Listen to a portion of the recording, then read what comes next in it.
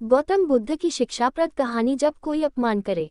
बुद्ध की कहानियां भले ही आज के समय की न हों, लेकिन उनकी कहानियां मानवीय भावनाओं से जुड़ी हुई हैं। इसीलिए वे आज भी हमारा मार्गदर्शन करते हैं।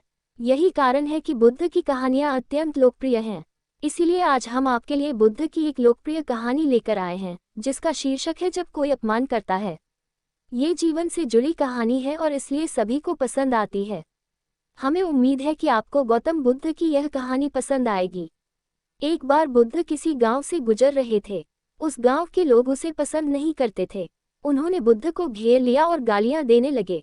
सबसे ज्यादा गुस्सा गांव के नेता को हुआ। उसने उल्टे बुद्ध को गाली देना शुरू कर दिया। लेकिन बुद्ध इस सब से बेपरवाह होकर मंद मंद मुस्कुराते रहे। सरदार बहुत देर तक बुद्ध को गालियां देता रहा, लेकिन कुछ देर बाद उसका मुंह सूखने लगा, जिससे वह चुप हो गया। ये देखकर बुद्ध ने कहा, यदि तुम्हारी बात पूरी हो जाए तो मुझे आगे बढ़ना चाहिए। मुझे आगे गांव जाना है। वहां लोग मेरा इंतजार कर रहे होंगे। ये देखकर गांव का एक आदमी बोला, हम आपका अपमान कर रहे हैं, गाली दे रहे हैं, लेकिन आप जवाब देने की बजाय मुस्कुरा रहे हैं। आप इस पर प्रतिक्रिया क्यों नहीं देते? बुद्ध ने कहा, वत्स, तुम्हें आने में थोड़ी देर हो गई। 10 साल पहले आते तो मजा आता, क्योंकि 10 साल पहले मैं भी तुम्हारे जैसा था।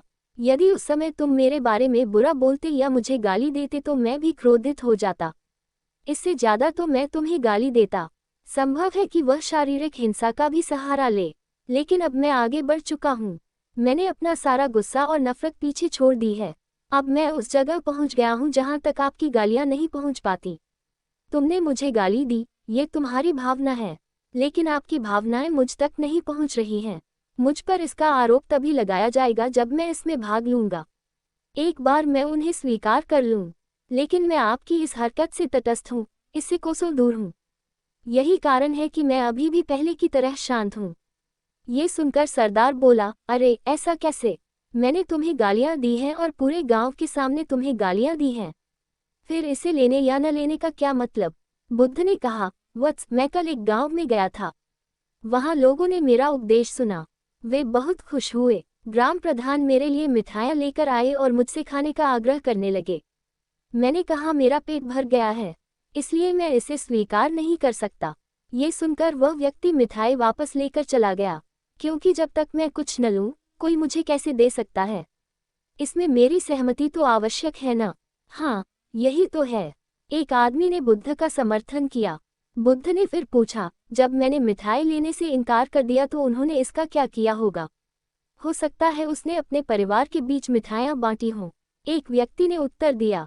बुद्ध ने कहा, तुमने ठीक कहा। ठीक उसी मिठाई की तरह तुम मेरे लिए गालियाँ लेकर आए हो और चाहते हो कि मैं उन्हें स्वीकार कर लूँ। लेकिन भाई, मैं उन्हें नहीं लेता। अब बताओ, तुम उनका क्या करोगे? इसका उस शख्स के पास कोई जवाब नहीं था। बुद्ध ने फिर कहा, मुझे तुम पर दया आती है, वत्स।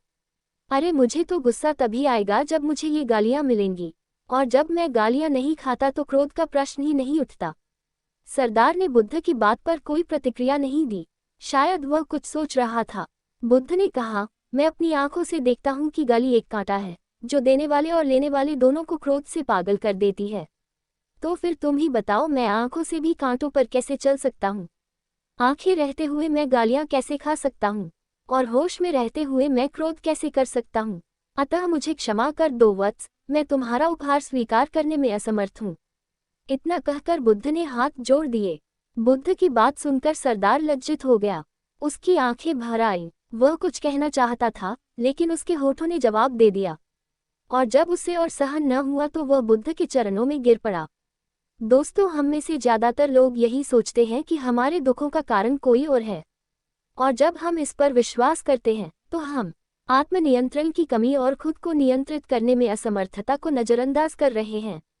वास्तव में ये हम पर निर्भर करता है कि हम दूसरों द्वारा प्रदत्त नकारात्मकता को स्वीकार करते हैं या नहीं। यदि हम नकारात्मकता को स्वीकार करते हैं तो हम अपने पैरों पर कुल्हाड़ी मारते हैं, और जब हम उसे अस्वीकार कर देते हैं तो घृणा, क्रोध, हिंसा सभी से मुक्ति मिल जाती है। दोस्तों, हम आशा करते हैं कि आपको ये बुद्ध कहानी, जब कोई अपमान करता है, पसंद आई होगी।